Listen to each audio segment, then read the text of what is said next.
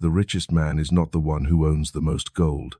The richest man is the one who knows who he is. History tells you that Solomon possessed unimaginable wealth, that silver was as common as stone in his kingdom, that ships returned heavy with treasure, that rulers crossed deserts just to hear him speak. But if you believe his power came from gold, you have misunderstood the story. Gold was not the source. Gold was the reflection. Consciousness was the cause. Solomon was wealthy because he accepted a state of being before the world confirmed it. He did not wait for the throne to define him. He assumed the throne within himself, and the outer world rearranged to mirror that assumption. This is the principle you must understand. The outer world is not creative. It is responsive. It does not initiate. It reflects. What you accept as true about yourself becomes the script that reality follows. Every person lives in a state. You may call it identity, self-concept, or belief. But it is a state of consciousness. Some live in the state of lack. Some live in the state of rejection. Some live in the state of waiting. And some dare to live in the state of already chosen. The difference is not effort. It is not strategy. It is assumption. When you assume you are small, life confirms it. When you assume you are overlooked, opportunities appear scarce. When you assume you are the source, the world begins to organize around that center. Solomon understood that the kingdom was not outside him. The kingdom was a condition of mind. When he asked for wisdom, he was not asking for information. He was asking for clarity of being. Wisdom is the awareness of what you are. When you know what you are, you move differently. You speak differently. You decide differently. You no longer negotiate your worth because you no longer doubt it. Most people attempt to change circumstances without changing identity. They try to earn wealth while secretly believing they are unworthy. They attempt influence while feeling inferior. They chase recognition while assuming they are unseen. The outer effort cannot override the inner belief. Action flows from state. If the state is fear, action carries fear. If the state is confidence, action carries authority. This is why two individuals can perform the same task and produce entirely different results. The difference is not the motion. The difference is the assumption behind the motion. You do not attract what you want. You attract what you are. Desire alone has no power. Wanting implies not having. And consciousness faithfully expresses what it accepts as true. If you walk through life as someone waiting to receive, you will continue waiting. If you walk through life as someone who already possesses, life must reflect possession. The world is a mirror, and the mirror cannot contradict the image held before it. Solomon did not chase validation. He did not beg for alliance. He did not prove himself worthy of abundance. He embodied abundance, and, because he embodied it, abundance found expression through him. This is the hidden wealth. It is not coins. It is conviction. It is the quiet certainty that you are already what you desire to become. When that certainty stabilizes, the outer rearrangement begins naturally, without strain, without force. The throne is not an object of wood and gold. It is a position of awareness. To sit on the throne means to occupy the state of authorship. You are no longer reacting to events. You are originating from identity. When you see yourself as powerless, you react. When you see yourself as sovereign, you respond. Reaction belongs to the servant state. Response belongs to the kingly state. Many fear this idea because it removes excuses. If reality mirrors consciousness, then blame loses meaning. Circumstances are not enemies. They are echoes, and an echo can only repeat the sound that was first spoken. Change the sound, and the echo must change. Change the self-concept, and the experience must follow. This is not fantasy. It is law. If Solomon lost his gold but retained his consciousness, he could rebuild everything. If a person gains gold but loses consciousness, collapse is inevitable. Wealth without identity is fragile. Identity without wealth is temporary only in appearance, because wealth will inevitably conform to identity. The true treasure is the awareness of I am. Before any title, before any possession, before any recognition, there is I am. Whatever you attach to those words becomes your lived reality. Say, I am fortunate, and consciousness moves in that direction. Say, I am overlooked, and life arranges proof. Say, I am chosen, and unseen doors begin to open. The statement is not magic because of the words. It is powerful because of the acceptance behind the words. When the acceptance is firm, the world has no choice but to comply. The richest man is not the one surrounded by gold. The richest man is the one who knows he is the source. Gold is an effect. Recognition is an effect. Influence is an effect. Being is the cause. When you discover that your identity precedes every condition, you stop chasing effects and begin cultivating cause. And once you establish yourself in the state of being the source, abundance becomes a natural extension, not a struggle, not a reward, but a reflection. The story was never meant to remain in history. It was never written to be admired from a distance. It was written to be recognized within you. When you read about Solomon, you are not reading about a man who lived 3,000 years ago. You are reading about a state of consciousness available now. Scripture is not biography. It is psychology. It is revelation disguised as narrative. Every character represents a condition of mind. Every event symbolizes a movement within awareness. If you approach the story as history, you limit it to the past. If you approach it as symbol, you unlock its power in the present. Solomon is not merely a king of Israel. He is the awareness of sovereignty within the human imagination. The temple is not a building of stone. It is the structured mind. The kingdom is not a geographic territory. It is your lived experience. When you understand this, the entire narrative shifts from something that happened to someone else into something happening within you now. You have been taught to search for truth outside yourself. You search in books, in teachers, in ancient ruin, in lost artifacts. Yet the story insists that the kingdom is within, not metaphorically, but literally within consciousness. What you call the outer world is an expression of inner activity. Therefore, the real drama is not in Jerusalem. It is in your awareness.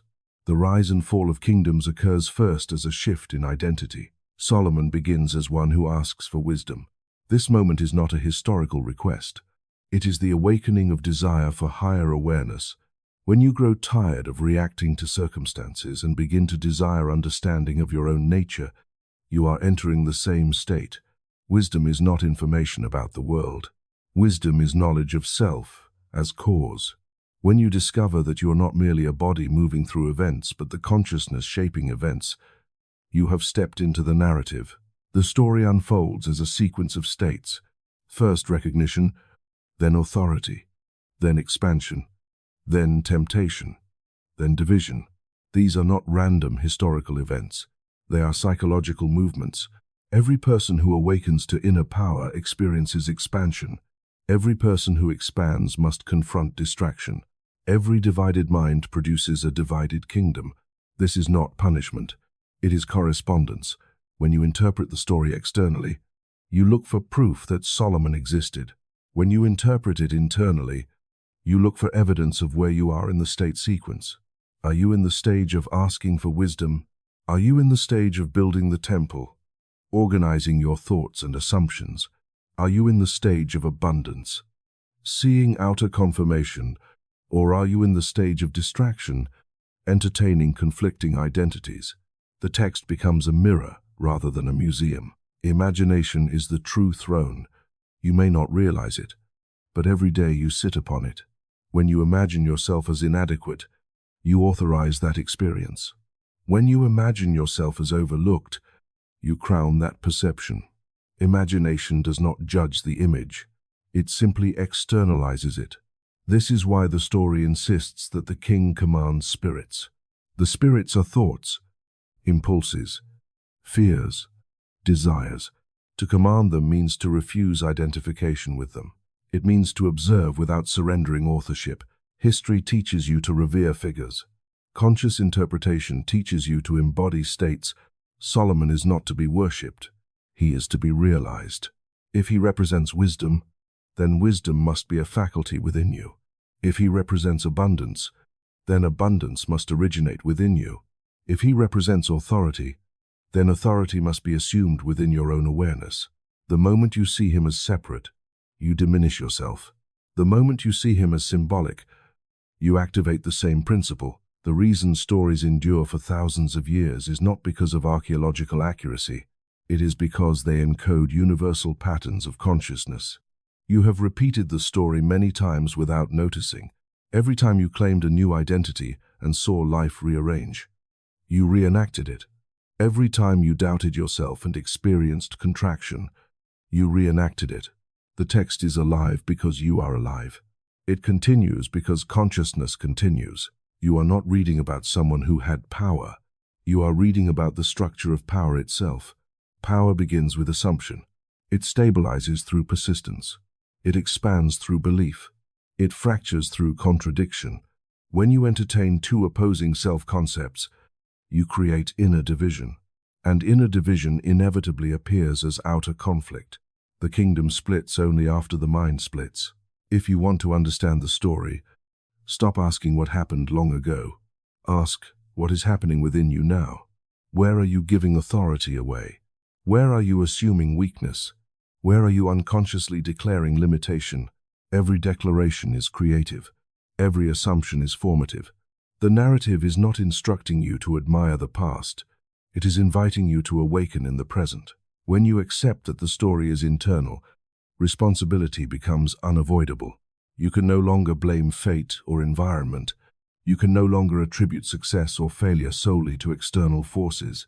If consciousness is cause, then your task is to refine consciousness, not by force, not by strain, but by deliberate assumption. You select the state you wish to occupy and persist in it until it feels natural. As it becomes natural, it becomes visible. The mind that understands symbol moves differently through life. It no longer sees random events. It sees reflection. It no longer sees enemies. It sees echoes of belief. It no longer sees distance between desire and fulfillment. It sees a shift of identity. When the story moves from history into mind, it stops being distant and becomes immediate. It stops being ancient and becomes eternal. The narrative is unfolding within you now. The temple rises or collapses within your thinking. The kingdom expands or contracts within your self-concept. The throne stands empty or occupied depending on whether you claim authorship. The text is not about remembering a king. It is about recognizing the kingly state in yourself. When you see that clearly, the story ceases to be a tale of the past and becomes a revelation of the present. The ring was never a piece of metal. It was never an object forged by human hands. The ring represents authority, and authority is not something you hold. It is something you assume. When the story says Solomon received a ring to command spirits, it is revealing a principle of consciousness. The ring is the awareness that you may choose your state. It is the recognition that you are not at the mercy of passing thoughts, impulses, or conditions. Every day, countless thoughts move through your mind. Some are born of fear, some of memory, some of desire. Most people believe these thoughts define them. They feel anger and say, I am angry. They feel doubt and say, I am doubtful. They feel fear and say, I am afraid. In doing so, they surrender authorship. They mistake a passing state for identity. The ring is the knowledge that you are not the state. You are the chooser of the state. When Solomon commanded spirits, he did not fight them. He did not destroy them. He assigned them. He placed them to work in the construction of the temple. This is symbolic language. The spirits are psychological forces: desire, ambition, envy, pride, fear, attraction. These forces are not evil. They are energies. Without awareness, they rule you. With awareness, they serve you. The ring signifies the power to redirect energy instead of being consumed by it. You cannot prevent thoughts from appearing, but you can decide which thoughts you entertain. Attention is authority. What you dwell upon becomes active. What you withdraw attention from fades. Most people believe circumstances command their state. They say, I will be calm when the problem ends. I will be confident when success arrives. I will feel secure when money increases. This is surrender. This is living without the ring. The one who wears the ring declares the state first and allows circumstances to follow. To choose a state is to enter it deliberately. It is not pretending. It is assuming. If you desire prosperity, you assume the feeling of being secure and capable. If you desire love, you assume the feeling of being valued and chosen. If you desire influence, you assume the feeling of being respected and heard. The ring is the quiet decision to occupy the inner condition before outer confirmation appears. Many believe they are trapped by personality. They say, "This is just how I am." But personality is accumulated habit of state. You have practiced certain reactions so long they appear fixed. The ring is the realization that identity is fluid. You may release a state and enter another. The past has no authority unless you grant it authority. Memory can suggest, but it cannot command. Only acceptance commands. The story teaches that spirits obeyed Solomon because of the seal on the ring. The seal represents conviction. A half-believed state has no power. A divided mind cannot command. When you choose a state but secretly doubt it, you split authority. The outer world reflects confusion. When you choose with certainty, without internal argument, the state stabilizes. As it stabilizes, it externalizes. The seal is inner agreement. Consider how quickly your mood can change based on a single interpretation. An event occurs. One interpretation produces anger. Another produces amusement. The event did not change. The state changed. If states can shift in moments unconsciously, they can shift consciously as well. The ring is conscious selection instead of automatic reaction. Most individuals live as if hypnotized by environment. News alters their mood. Opinion alters their confidence. Delay alters their faith. They are not commanding spirits. They are being commanded. The one who understands the ring remains centered regardless of appearances. This does not mean indifference. It means authorship. You observe without surrendering control of interpretation. When you assume a new state, the old state may protest. Doubt may appear. Memory may surface. This is not failure. It is transition. You do not fight doubt. You simply return to the chosen state. Repetition naturalizes identity. The more you return, the more stable it becomes. Eventually it feels effortless. At that point it governs behavior automatically. The ring is subtle power. It does not require force. It requires awareness. It requires you to pause before identification. Instead of saying, "I am anxious," you recognize anxiety as a passing visitor. Instead of saying, "I am powerless," you see powerlessness as a temporary state you need not occupy.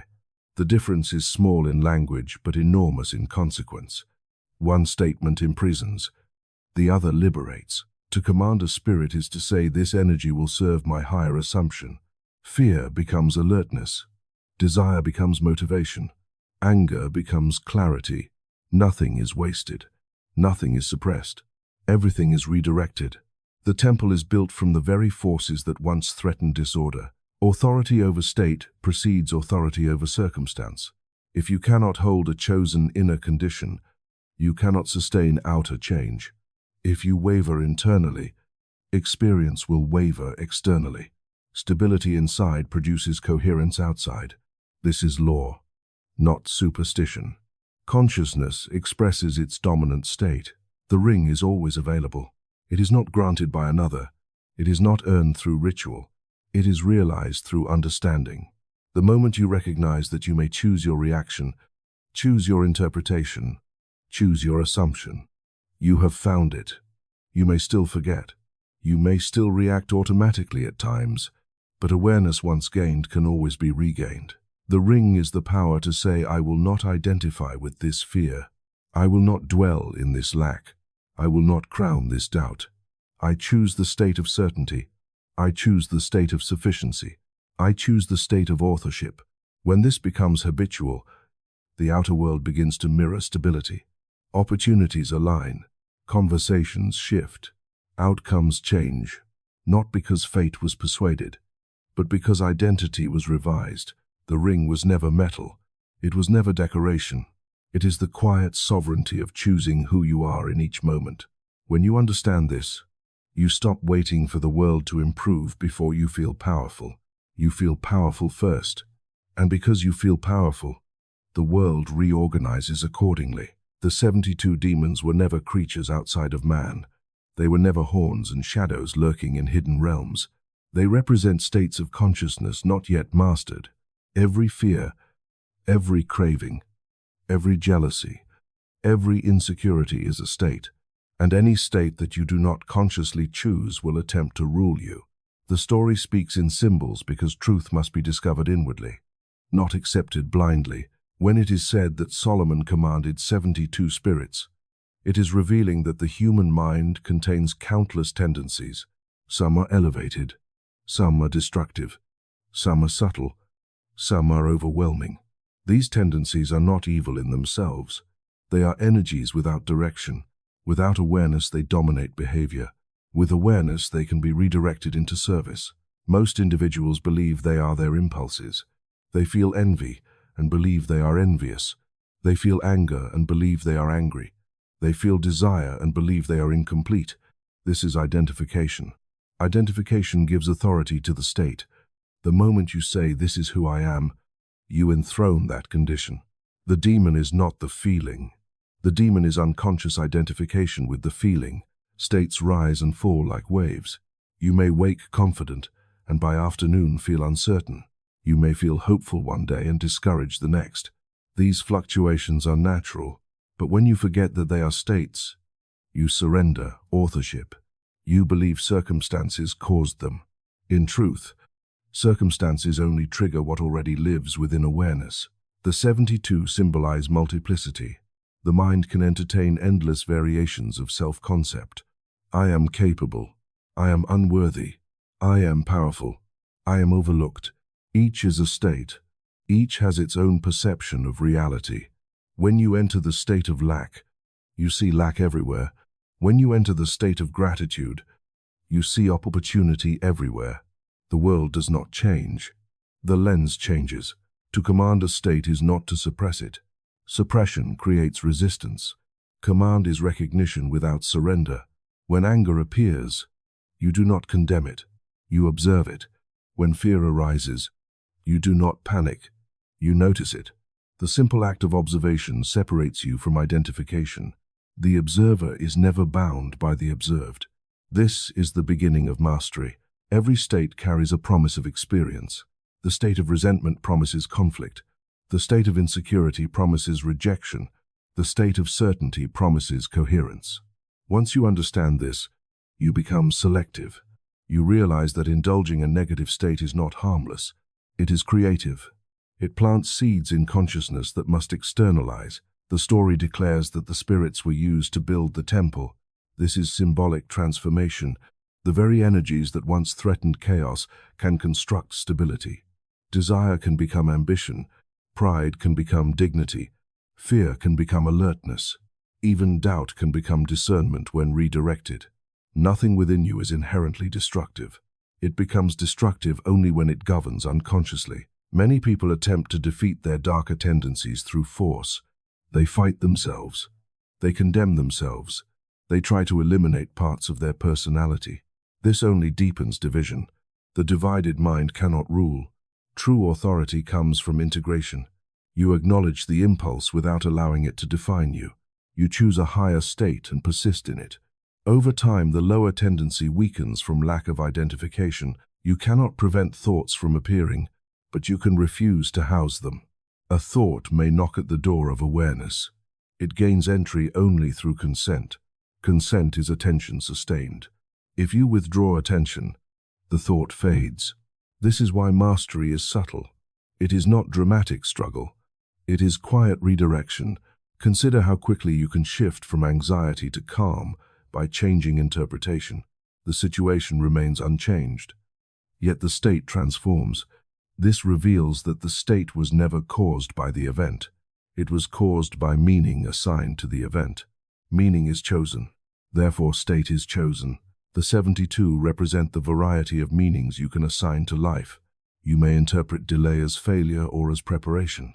You may interpret criticism as rejection or as refinement. Each interpretation births a different state. Each state shapes perception. Perception shapes action. Action shapes experience. Thus the cycle continues. If you live without awareness, the cycle repeats automatically. Old patterns dominate. Reactions become habits. Habits become identity. Identity shapes destiny. But when awareness enters, the chain breaks. You realize that destiny is not imposed. It is assumed. You stop reacting from inherited states and begin choosing deliberate ones. Mastery does not mean perfection. It means remembrance. You may forget and slip into an old state, but the moment you remember, you are the observer. You regain authority. The state may still whisper, but it cannot command. Authority returns to the chooser. When Solomon commanded spirits, it symbolized sovereignty over internal multiplicity. The kingdom within became unified. Unity produces strength. Division produces collapse. If conflicting states are entertained simultaneously, inner tension appears. This tension externalizes as disorder. When one chosen state dominates peacefully, outer coherence follows. You do not conquer demons by violence. You transcend them by occupying a higher state. Darkness does not resist light. It disappears in its presence. Likewise, a lower state loses influence when a higher state is sustained. Fear dissolves in sustained certainty. Envy dissolves in sustained gratitude. The 72 are not enemies. They are unclaimed aspects of consciousness waiting for direction. If you do not direct them, they will direct you. If you claim authorship, they become servants of your chosen identity. This is the hidden meaning. The battle is never external. The kingdom rises or falls according to inner governance. Mastery of states is the foundation of all outer mastery. Until you can choose your inner condition, you remain subject to fluctuation. Once you recognize that every feeling is a state passing through awareness, you stop fearing it. You begin governing it. And when governance becomes natural, sovereignty becomes visible in every area of life. The slave reacts. The king imagines. This is the dividing line between bondage and sovereignty. Reaction is automatic. Imagination is deliberate. The one who reacts believes the world is acting upon him. The one who imagines understands he is acting through consciousness. The difference is not circumstance. It is awareness of authorship. A slave waits for evidence before believing. A king believes and allows evidence to follow. Reaction says, I will feel secure when money arrives. Imagination says, I am secure and money will conform. Reaction says, I will be confident when they approve me. Imagination says, I am confident, and approval will reflect it. One lives in effect, the other lives in cause. Most people are trained to react. They react to headlines, to opinions, to delays, to praise, to criticism. Their mood shifts with every external movement. This instability is not weakness. It is unawareness. They do not realize they are choosing interpretation each time they respond. Interpretation is silent imagination. When imagination is unconscious, reaction governs. The kingly state begins when you recognize that imagination precedes experience. Before any event unfolds externally, it is entertained internally as assumption. You imagine yourself succeeding or failing. You imagine acceptance or rejection. These imaginal acts may be brief and subtle, but they set direction. If repeated, they crystallize into expectation. Expectation becomes experience. Reaction is driven by memory. Imagination is driven by possibility. The slave relives past patterns and assumes continuity. He says, this always happens to me. He says, people like me never advance. He says, I am not that kind of person. These are imaginal statements disguised as conclusions. They are assumptions accepted without question. The king questions assumption. He recognizes that identity is not fixed. He understands that what he repeatedly imagines with feeling becomes natural. When a state feels natural, it externalizes effortlessly. Therefore, he does not wait for the world to define him. He defines himself inwardly and persists until it feels familiar. Imagination is not daydreaming. It is not fantasy detached from conviction. True imagination involves feeling the reality of a chosen state. It is entering the scene inwardly and experiencing it as now. When you imagine from the end rather than toward the end, you collapse distance. You stop striving and begin embodying. This embodiment alters perception, and perception guides behavior. A reactive mind sees obstacles first. An imaginative mind sees identity first. If you see yourself as powerless, every obstacle confirms it. If you see yourself as capable, obstacles become challenges rather than barriers. The event has not changed. The state interpreting it has changed. The slave says, "I will try." The king says, "I am." Try implies uncertainty. I am implies assumption. The words you use internally matter because they reveal state. When you say, "I hope," you remain outside the condition. When you say, "I am," you step into it. Stepping into a state repeatedly gives it dominance. Reaction consumes energy because it is defensive. It constantly adjusts to environment. Imagination generates energy because it is creative. It directs environment. When you dwell in reaction, you chase circumstances. When you dwell in imagination, circumstances reorganize. This is not mystical exaggeration. It is the natural consequence of sustained assumption, influencing perception and action. Consider how quickly your body responds to imagined threat.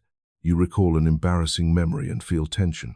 You anticipate failure and feel anxiety. Nothing external changed, yet your body responded as if it were real. This reveals imagination as causative. If negative imagination produces tangible reaction, deliberate positive imagination must do the same. The slave state fears responsibility because it believes events are imposed.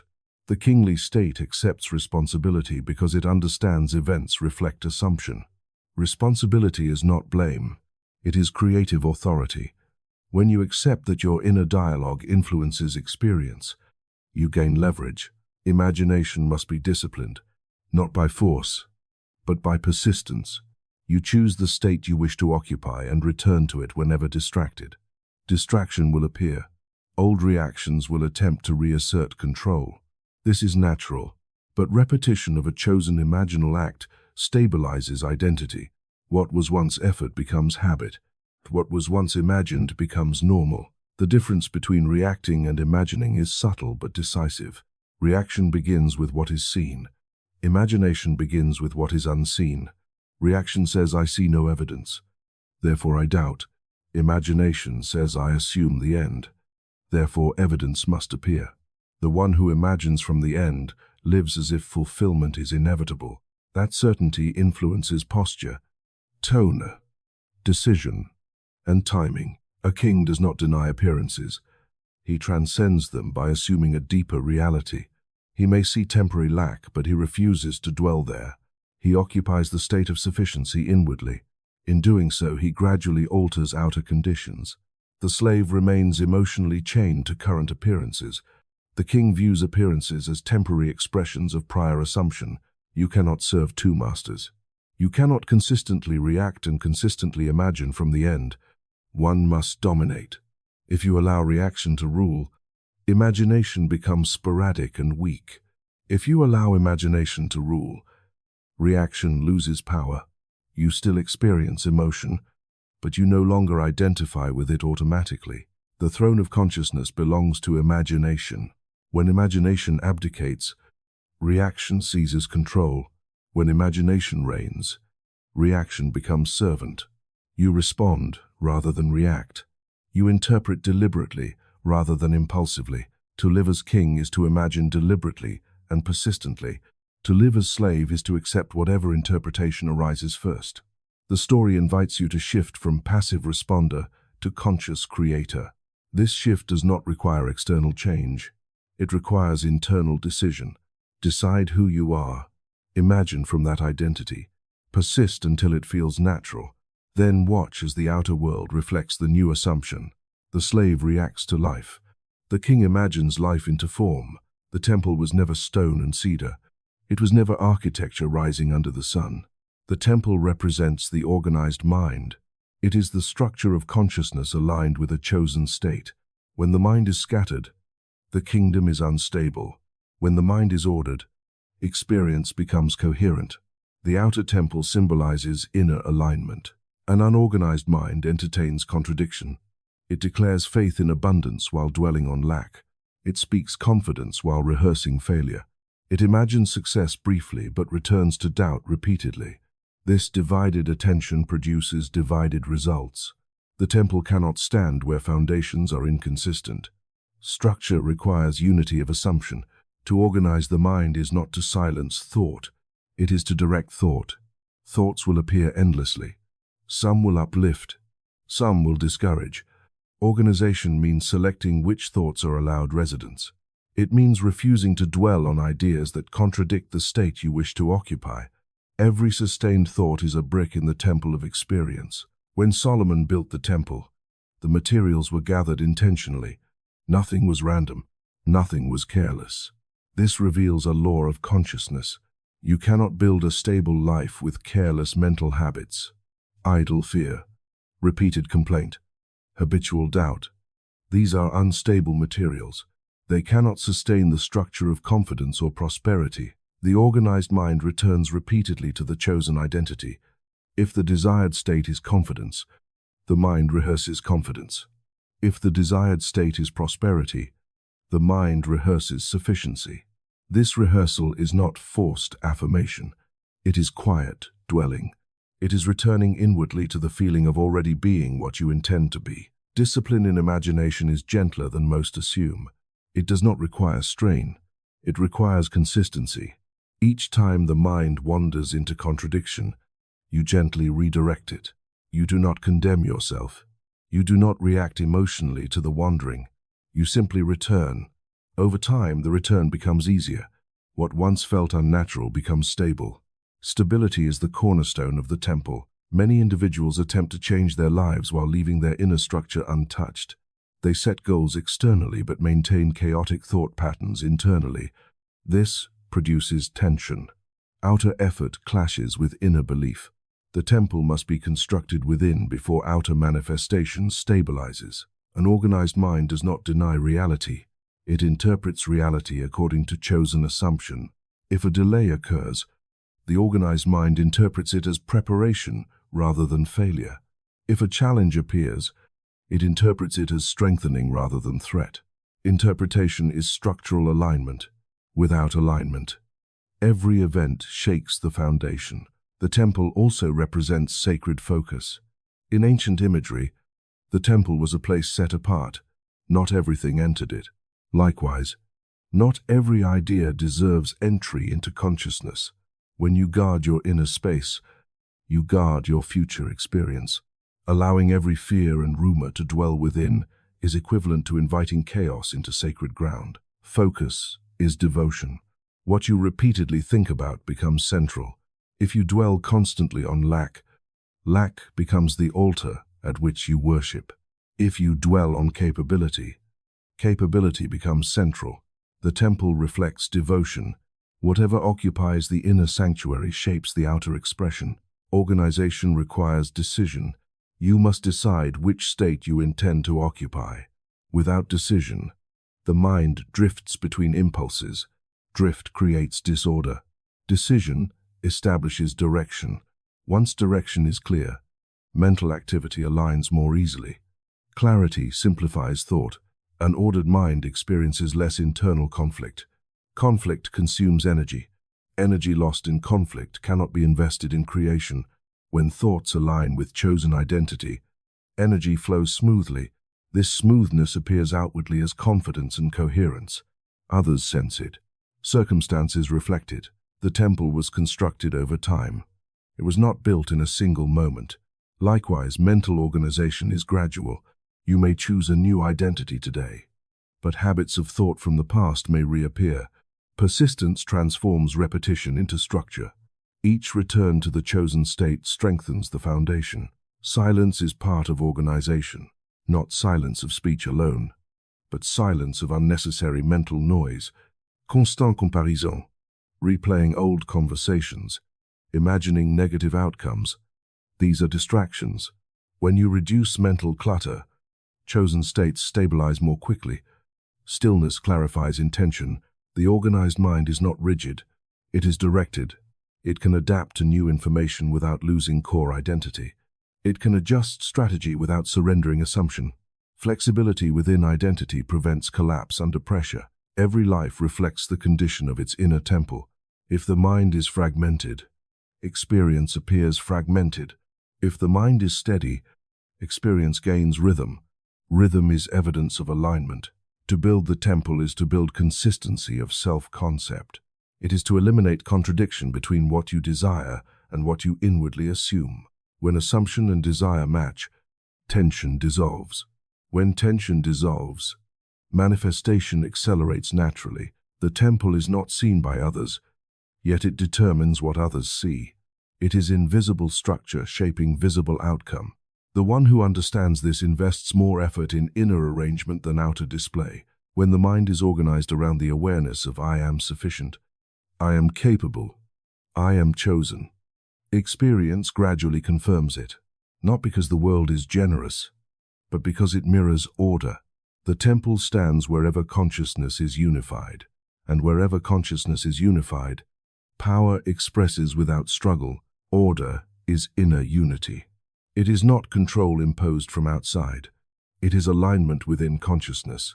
When your thoughts, feelings, and assumptions move in the same direction, there is order. When they contradict one another, there is confusion. Confusion is not punishment. It is simply divided awareness expressing itself outwardly. You may declare that you desire success, yet secretly assume failure. You may say you believe in abundance, yet continually imagine scarcity. These inner contradictions weaken creative power. Consciousness cannot express two opposing states with equal intensity. One must dominate. If doubt and faith are entertained together, doubt usually prevails because it is repeated more often. Order begins when you choose a single identity and remain loyal to it. Loyalty to a chosen state is spiritual discipline. It means you refuse to rehearse narratives that contradict your assumption. It means you withdraw attention from ideas that do not support your declared identity. Attention is alignment. What you repeatedly attend to becomes central. When consciousness is unified, action flows naturally. There is no inner debate before every decision. There is clarity. Clarity reduces hesitation. Hesitation arises from conflict between competing self-concepts. If part of you believes you are worthy and another part believes you are not, movement becomes uncertain. But when identity is unified, movement becomes confident. Many people mistake emotional fluctuation for reality. They feel uncertain one day and conclude they have failed. They feel inspired another day and believe everything is resolved. These fluctuations are waves. Identity is the ocean beneath them. When you anchor in chosen identity, waves lose authority. You may still feel them, but they do not define you. Inner order requires consistency of interpretation. Two individuals may experience the same event. One sees rejection, the other sees redirection. The event did not impose meaning. Meaning arose from state. If you consistently interpret events through the lens of chosen identity, coherence develops. Without consistent interpretation, the mind oscillates. Oscillation produces instability. Unity is not achieved by suppressing unwanted thoughts. It is achieved by declining to identify with them. Thoughts appear automatically, but identification is voluntary. When you identify, you empower. When you observe without attachment, you weaken the state. Repeated observation without identification dissolves conflicting patterns. Order is quiet strength. It does not require dramatic display. It is steady awareness of who you are choosing to be. This steadiness influences posture, tone, timing, and perception. Others sense stability even if they cannot define it. Circumstances respond to stability because stability produces consistent action. When consciousness is divided, you may pray for abundance while fearing loss. You may affirm confidence while anticipating embarrassment. This inner contradiction delays expression. It is not that the law fails. It is that the signal is mixed. Order clarifies signal. Clarity accelerates reflection. To cultivate unity, you must return repeatedly to the chosen state. Repetition is not mechanical affirmation. It is lived feeling. You dwell in the sense of already being what you intend. When doubt arises, you do not argue with it endlessly. You gently return to assumption. Each return strengthens coherence. Inner unity also requires forgiveness of past identity. If you cling to old self-concepts, you divide allegiance. You say, I am becoming confident, but I have always been insecure. These statements conflict. Release the old label. The past state has no authority unless revived through memory. Order demands commitment to the present assumption. An ordered mind does not panic at temporary contradiction. If outer events seem inconsistent with inner assumption, the unified mind persists. Persistence stabilizes identity. Identity shapes perception. Perception shapes response. Response shapes outcome.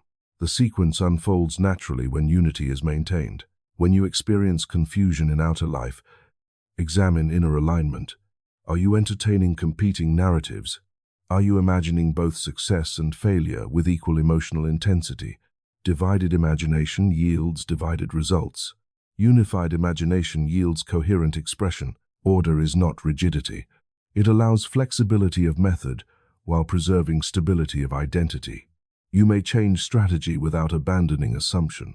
You may adjust plans without doubting worth. The method is secondary. The state is primary. As inner unity strengthens, emotional extremes lessen. Not because life lacks variation, but because interpretation stabilizes. You stop assigning catastrophic meaning to minor setbacks. You stop assigning inflated significance to temporary praise. Balanced interpretation reflects ordered consciousness. The kingdom thrives when the ruler is steady. Consciousness thrives when identity is unified. If you decide that you are sufficient, capable, and chosen, and you refuse to entertain contradictory labels, your experience gradually reflects harmony. Order is the silent alignment of thought, feeling, and belief around a single assumption. It is the refusal to divide attention between opposing identities. When unity becomes natural, expression becomes consistent, and when expression is consistent, life reflects stability. Words do not create reality by themselves. Words reveal belief. What you speak consistently is an echo of what you accept inwardly. The tongue is not the origin of power. It is the expression of conviction. If belief is weak, words are empty. If belief is stable, even few words carry authority. Many attempt to change their lives by repeating phrases without transforming assumption. They say, I am confident, while inwardly rehearsing insecurity. They declare abundance while imagining loss. Words spoken without alignment are surface movement without depth. They do not penetrate consciousness because they are not felt as true. Speech is an indicator of state. Listen carefully to your daily language. Do you speak as one who expects opportunity, or as one who anticipates difficulty? Do you describe yourself as capable, or do you reinforce limitation? Every repeated description strengthens identity. When you say, I always struggle, you reinforce struggle. When you say, nothing works for me, you affirm stagnation.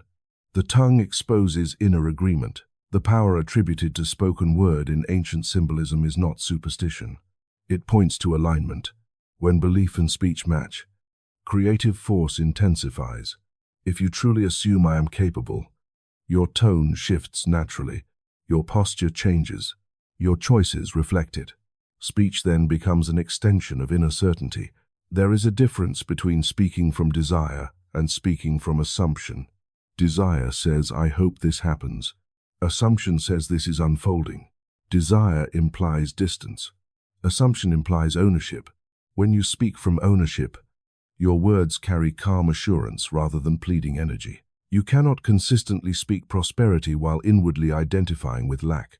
The contradiction will surface in tone, hesitation, or subtle doubt. Others sense inconsistency even if they cannot define it. Consistency between inner belief and outer expression creates resonance. Resonance influences response. Observe how quickly careless language reinforces unwanted states. Casual phrases such as I am terrible with money or I always fail seem harmless. Yet they reinforce identity. Identity governs behavior. Behavior shapes outcome. The sequence begins with belief, not circumstance. Silence can be more powerful than speech when belief is unstable. If you are still establishing a new state, Excessive talking may expose lingering doubt. Quiet assumption strengthens conviction internally. When conviction matures, speech flows naturally without effort. The tongue does not persuade reality. Consciousness does. Words merely signal the dominant state within. If you complain repeatedly, complaint becomes familiar. Familiarity normalizes limitation. If you speak gratitude consistently, gratitude becomes central. Central states expand. When you understand that speech reflects assumption, you become selective. You stop repeating narratives that contradict your chosen identity. This is not denial. It is discipline. You acknowledge circumstances without granting them defining authority. Consider how easily tone communicates belief. Two individuals may say the same sentence, yet one carries certainty while the other carries doubt. The difference is not vocabulary. It is inner agreement. Agreement between belief and word produces coherence. The disciplined mind observes internal dialogue before it becomes external speech. If inward conversation is critical or fearful, outward speech eventually mirrors it. Transforming outer speech without transforming inner dialogue produces strain. Transforming inner dialogue reshapes speech naturally. Words can also stabilize belief when spoken from feeling. If you assume the state of confidence and then speak from that feeling, speech reinforces the state.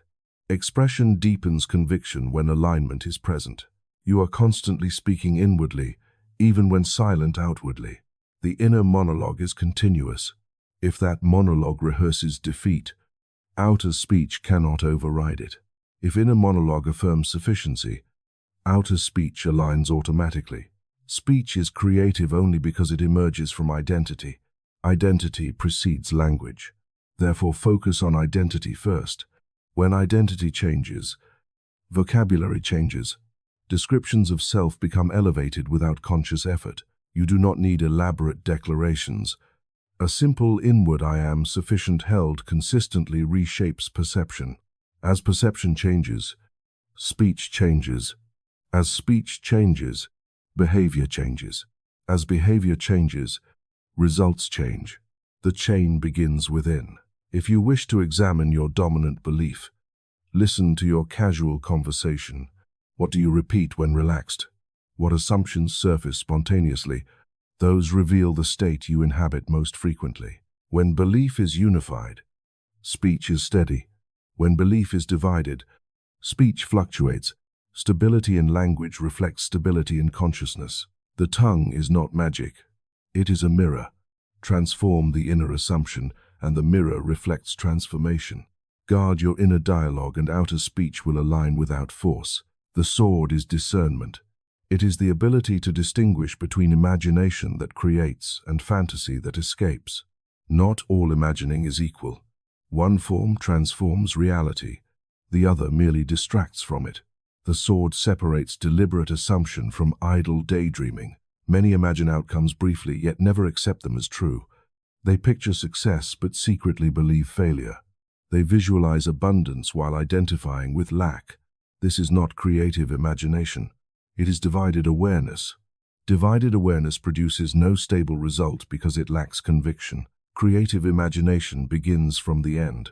It assumes fulfillment as present. It does not strain toward a distant possibility. It enters the feeling of already being what is desired. This feeling is not excitement alone. It is naturalness. When a state feels natural, consciousness accepts it as identity. What is accepted as identity externalizes. Fantasy, by contrast, entertains scenes without acceptance. It enjoys images but does not claim them. It keeps desire separate from self. Fantasy says this would be nice someday. Creative imagination says this is who I am now inwardly. The difference is subtle but decisive. The sword cuts through self-deception. It asks a simple question. Do you feel the reality of the state you imagine, or do you merely visit it briefly? Visiting produces temporary emotion. Dwelling produces transformation. Dwelling implies commitment. Imagination must be accompanied by belief. Belief is not forced affirmation. It is repeated occupancy of a state until it becomes familiar. Familiarity generates comfort. Comfort stabilizes identity. Once identity stabilizes, outer reflection begins. Many abandon imaginal acts because they do not see immediate results. This reveals attachment to appearance rather than commitment to assumption. If you truly accept a state as yours, you do not require constant outer proof. You persist calmly. Persistence solidifies the inner structure. The sword also distinguishes between desire rooted in ego and desire aligned with identity. Ego-based imagination seeks validation. It seeks superiority or approval. Identity-based imagination seeks expression. It flows naturally without comparison. When imagination is driven by insecurity, it lacks stability. When driven by inner sufficiency, it carries quiet authority. You may imagine wealth because you fear inadequacy, or you may imagine wealth because you identify as abundant. These two imaginal acts feel different internally. One is anxious, the other is steady. The sword detects this difference. Discernment requires honesty. Ask yourself whether you truly assume the state or merely hope for it. Hope keeps fulfillment distant. Assumption brings it inward. The more inward it feels, the closer its outer reflection. Creative imagination always moves from being to having. It does not begin with having. It does not say, "I will be confident when I achieve success." It says, "I am confident, and success will align." This reversal is the key. Idle fantasy often depends on external rescue. It imagines dramatic change without internal revision. Creative imagination revises self-concept first. It alters identity before expecting circumstance to change. Without identity shift, external pursuit remains unstable. The sword also protects against contradictory imagery. If you imagine success in one moment and rehearse failure in the next, you weaken coherence. Discernment means guarding the mind from rehearsing scenes that oppose your chosen state. Imagination is always active. If you do not direct it, it will default to habit. Habit often replays past disappointments or anticipated problems. These unconscious imaginal acts produce predictable experiences. The sword interrupts this pattern. It consciously selects new scenes and dwells in them deliberately. Feeling is the measure. When you imagine from the end and feel calm certainty, you are dwelling creatively. When you imagine and feel anxious longing, you are fantasizing from lack. The emotional tone reveals alignment. Discernment does not criticize imagination. It refines it. It ensures that imaginal activity supports chosen identity rather than undermines it. Over time, this refinement becomes intuitive.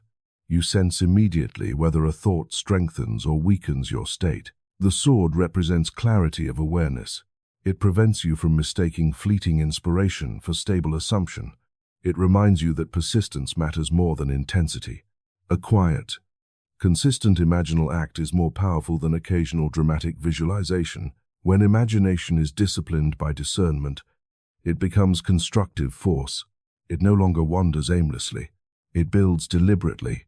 The temple of experience rises from repeated inner scenes accepted as true.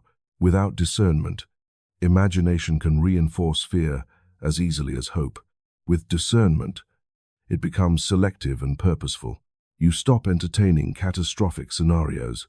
You choose scenes that align with identity. The sword does not eliminate imagination. It purifies it. It removes contradiction. It aligns inner imagery with chosen self-concept. When imagination and belief unite without conflict, manifestation becomes natural rather than forced. Gold is not the cause of wealth. Gold is the evidence of value assumed. When the story describes immeasurable treasure, it is not glorifying metal. It is revealing a state of consciousness. Wealth is a condition before it becomes possession. If value is not felt inwardly, it cannot stabilize outwardly. Most people believe money creates worth. They assume that when they acquire enough resources, confidence will follow. This reverses the order. Worth precedes wealth. Confidence precedes possession. If you feel inferior inwardly, no amount of gold can silence insecurity. If you feel sufficient inwardly, even small beginnings expand naturally. Gold symbolizes the outward crystallization of inner assumption. When you accept yourself as capable, creative, and deserving, you move differently. You speak with clarity. You decide with steadiness. You recognize opportunities others overlook. These shifts are not accidental. They arise from identity. Identity shapes perception. Perception shapes action. Action shapes result. If you identify as lacking, you unconsciously interpret neutral events as limitation. A delayed payment becomes proof of scarcity. A rejected proposal becomes confirmation of inadequacy. This interpretation strengthens the state of lack. The state then produces more experiences aligned with itself. When you identify as valuable, interpretation shifts. Delay becomes timing. Rejection becomes redirection. You remain centered because your identity does not depend on immediate confirmation. This stability attracts collaboration and trust.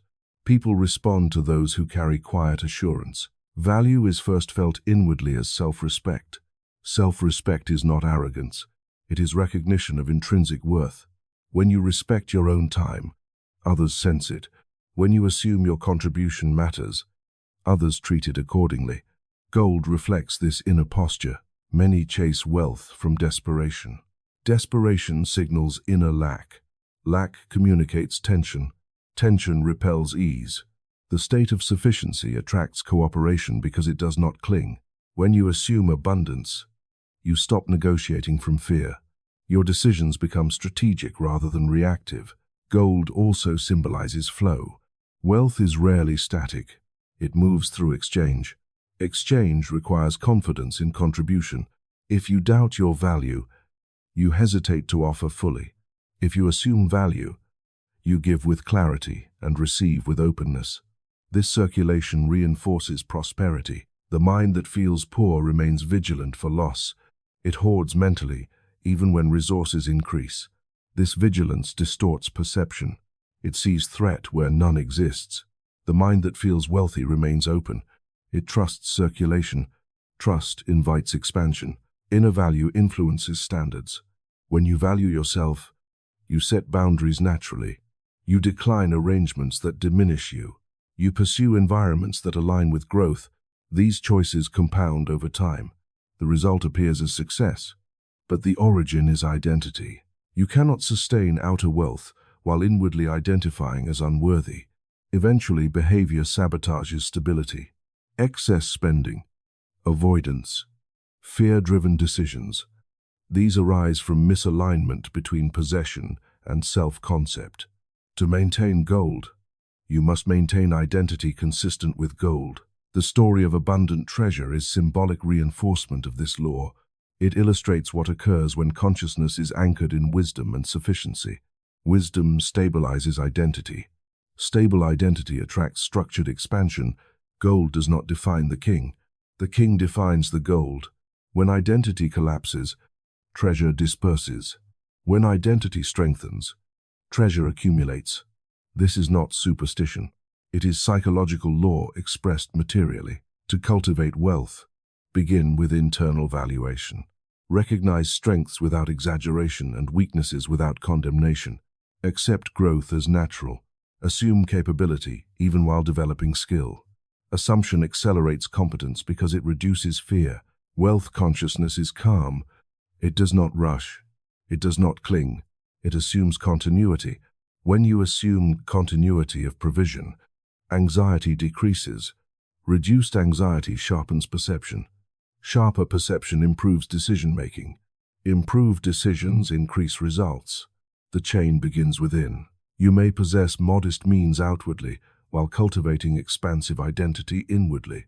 As identity solidifies, opportunities appear that match it.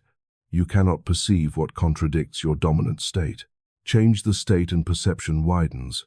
Gold is the visible surface of invisible conviction. It is not granted randomly. It aligns with identity over time. When you see someone thriving, you witness internal belief expressed externally. If you wish to transform financial condition, revise self-concept first. Dwell in the feeling of being capable and valued. Allow that feeling to inform choices. Persist until it feels natural. As naturalness deepens, expression follows. Gold is not worshipped. It is interpreted. It tells you what identity has been assumed consistently. Strengthen identity and gold reflects it.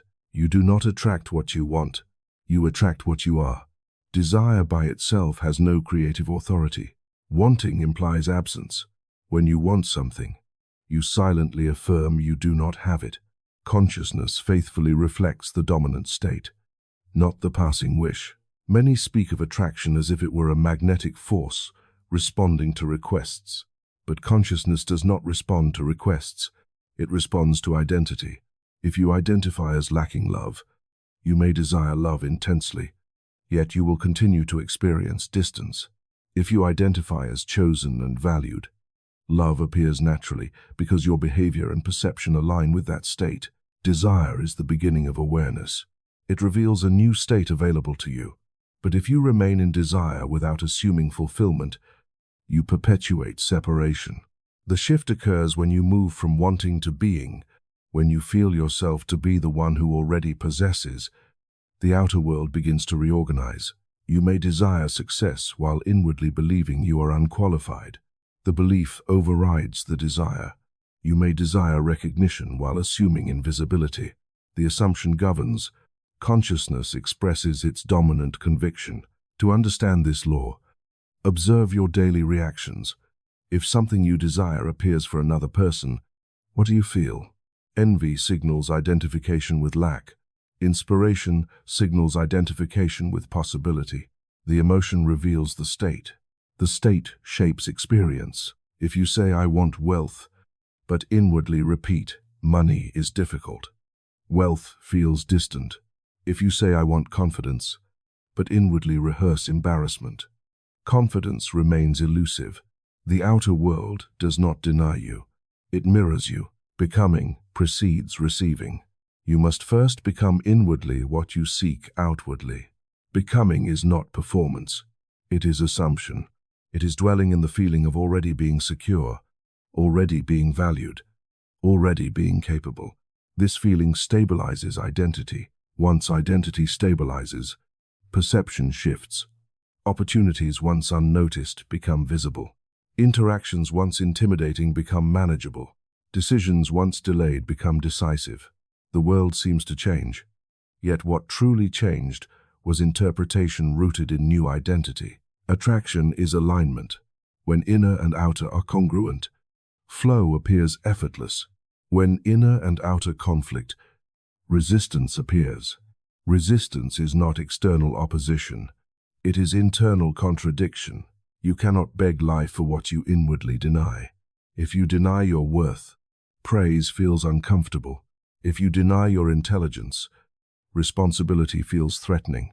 Identity filters experience. Many attempt to attract by constant affirmation while secretly doubting. This produces tension. Tension reveals divided consciousness. Instead of forcing belief, gently assume the state in imagination and persist. Naturalness develops gradually. Naturalness is the key indicator. When a state feels normal rather than forced, it becomes dominant. Dominant states externalize. This is why repetition of inner dwelling is more effective than intense emotional peaks. Consistency builds familiarity. Familiarity builds identity. You may ask how to become without evidence. Evidence is not prerequisite. Identity is. You have assumed identities before without proof. You once assumed you were incapable because of past experience. That assumption shaped behavior and results. Reverse the process deliberately. Assume capability and act from that state. Assume worth and speak from that state. Assume abundance and decide from that state. Decisions rooted in new identity alter trajectory. The world does not test your desire. It reflects your assumption. When assumption wavers, reflection wavers. When assumption stabilizes, reflection aligns. You are always attracting because you are always being. Being is constant. The question is what state you are occupying most frequently. Examine recurring patterns in life. They reveal dominant identity. Change identity and patterns shift. This principle removes helplessness. It places creative responsibility within awareness. You are not waiting for fortune. You are selecting identity. Once selected and maintained, experience adjusts. Wanting keeps fulfillment ahead of you. Being brings fulfillment within you. Once fulfillment is within, Expression outward becomes inevitable. You do not attract what you want. You attract what you are. Become deliberately. Persist calmly. Allow identity to solidify. The mirror cannot refuse to reflect the image you consistently hold. The Queen of Sheba is not merely a historical figure. She represents fulfilled desire.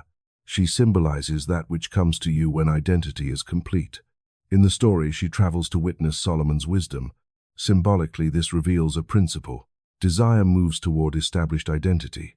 It does not chase uncertainty. Many attempt to pursue their desires as if fulfillment must be captured. They run after love, after recognition, after wealth. But pursuit often arises from insecurity.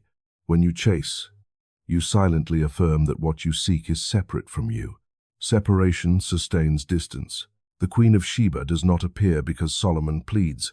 She appears because Solomon embodies sovereignty.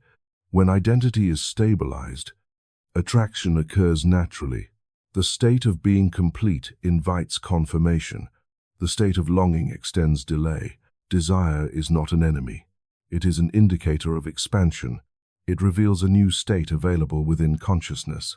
But if you remain in the feeling of incompleteness, you continue to generate experiences reflecting incompleteness. The transformation occurs when you assume the feeling of already possessing the essence of what you desire. If you desire love, assume yourself lovable and chosen. If you desire recognition, assume yourself respected and valued. If you desire success, assume yourself competent and worthy. The assumption must precede arrival. When it becomes natural, outer correspondence appears without force. The Queen symbolizes confirmation, not initiation. Confirmation follows assumption. When you feel internally aligned with the desired state, events arrange in ways that appear effortless. Conversations unfold. Opportunities surface. Connections strengthen. These are not coincidences. They are reflections. You cannot demand the Queen while doubting the king within. If you question your worth, you project uncertainty. Uncertainty influences behavior subtly. Tone hesitates.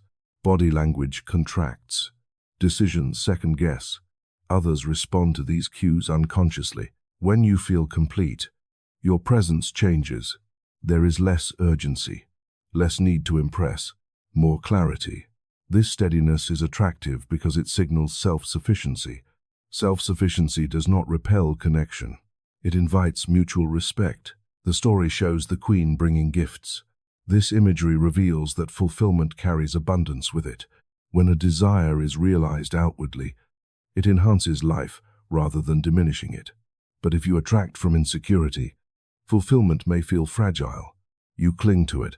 Clinging signals fear. Fear destabilizes the experience. Fulfilled desire rests in ease. Ease is not passivity. It is confidence in identity. When you know who you are, you do not rush proof. You allow natural unfolding. Many misinterpret patience as waiting without action. True patience is stable assumption. You continue acting in harmony with chosen identity while remaining inwardly certain. Impatience arises when you doubt inner completion. The Queen of Sheba travels from afar in the story. This distance symbolizes time between assumption and visible manifestation. Distance does not indicate denial. It indicates unfolding. If you remain stable in state, unfolding continues uninterrupted. If you abandon state prematurely, you reset the process. Desire fulfilled outwardly is always preceded by desire accepted inwardly. Acceptance means you feel yourself to be the one who already embodies the desired quality. If you seek partnership, embody partnership energy inwardly. If you seek influence, embody authority inwardly. You may ask how to embody without evidence. Begin with imagination. Imagine from the end. Feel the conversation already had. Feel the accomplishment already recognized. Allow that feeling to become familiar. Familiarity breeds naturalness. Naturalness stabilizes identity. When identity stabilizes, you no longer focus on absence. Your attention shifts toward expression. You become less preoccupied with whether the desire will manifest and more engaged in living from fulfillment. This shift itself accelerates manifestation. The Queen does not respond to longing. She responds to sovereignty. Longing projects deficiency. Sovereignty projects completion. Completion attracts reflection. If desire feels distant, examine identity. Are you assuming lack or assuming fulfillment? Are you waiting or dwelling? Waiting implies separation. Dwelling implies possession. Fulfillment is not granted externally. It is revealed externally after being accepted internally. The Queen's arrival is the visible echo of invisible acceptance. When you understand this, you stop chasing experiences. You cultivate states. You refine identity. You dwell in the feeling of already being whole. Wholeness magnetizes confirmation naturally. The Queen of Sheba is not pursued. She appears when the king knows himself fully. Time does not create results. State creates results. Time only reveals what state has been consistently occupied. Many believe that if they wait long enough, circumstances will change. Waiting without inner change only prolongs repetition. Days pass. Months pass. Years pass. Yet the pattern remains because identity remains. Time is not the cause of growth. Assumption is. If you assume inadequacy for 10 years, time will not transform that assumption. It will merely reinforce it through repeated experiences. If you assume capability today and persist, time will reveal expansion because identity has shifted. People often say it takes time to become successful. What they truly mean is it takes persistence in identity for outer expression to stabilize. The delay is not imposed by time itself. It is the unfolding of inner acceptance. Consider how quickly perception can change within a moment. You may feel discouraged in the morning and inspired in the afternoon without any dramatic external shift. This proves that time did not alter your state. Interpretation did. Identity did. Time is the stage on which assumption performs. It is not the director. If you change the script, the performance changes. If you keep the script identical, time merely repeats the scene. Impatience arises when you believe time is withholding results. You assume fulfillment lies ahead rather than within. This assumption perpetuates distance. The moment you accept fulfillment inwardly, you reduce psychological distance. Reduced distance accelerates manifestation because behavior aligns more quickly. Time does not delay you. Doubt does. Doubt interrupts consistency of state. When you assume a desired identity for a short period and then abandon it because evidence is absent, you reset the process. Persistence is not about enduring years. It is about maintaining inner alignment regardless of appearances. You may plant a seed and expect immediate fruit, yet the seed must take root before visible growth. The root is identity. The visible fruit is circumstance. If you disturb the root repeatedly with doubt, growth slows. If you allow the root to establish firmly, expression follows naturally. Time seems powerful only because humans measure experience through sequence. But consciousness is immediate. The moment you assume a new identity, internal experience shifts instantly. External rearrangement follows in sequence. But the creative act occurred at the moment of assumption. This understanding eliminates anxiety about delay. If you know state is cause, you focus on stabilizing state rather than counting days. Counting days implies uncertainty. Stabilizing identity implies certainty. When you dwell in the feeling of already being successful, you begin acting from that feeling. Decisions reflect confidence. Communication reflects clarity. These behaviors compound over time, not because time creates success, but because aligned behavior accumulates. Time reveals dominant state. If your state fluctuates, results fluctuate. If your state remains steady, results gradually align. Consistency reduces friction. Many abandon their chosen state when outer circumstances appear contradictory. They interpret contradiction as failure. But contradiction is often residue of former assumption. Persist and residue dissolves. Time does not punish or reward. It unfolds what you sustain. If you sustain insecurity, time unfolds, situations reinforcing insecurity.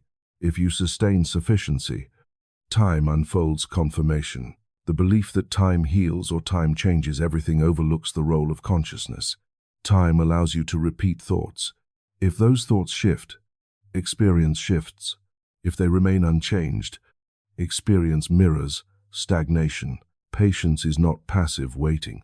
It is calm persistence in assumption. You do not strain for evidence. You remain anchored in identity. When anchored, you do not react impulsively to temporary delay. Temporary absence of evidence does not invalidate inner completion. Inner completion is cause. Evidence is effect. Cause precedes effect in awareness, not in time, measurement. If you say it will happen one day, you project fulfillment forward. If you say it is unfolding now and feel it as real, you draw fulfillment inward. This inward shift influences outer timing. The sense of urgency often arises from fear that time is running out. But identity determines direction more than duration. A decisive shift in identity can alter trajectory rapidly.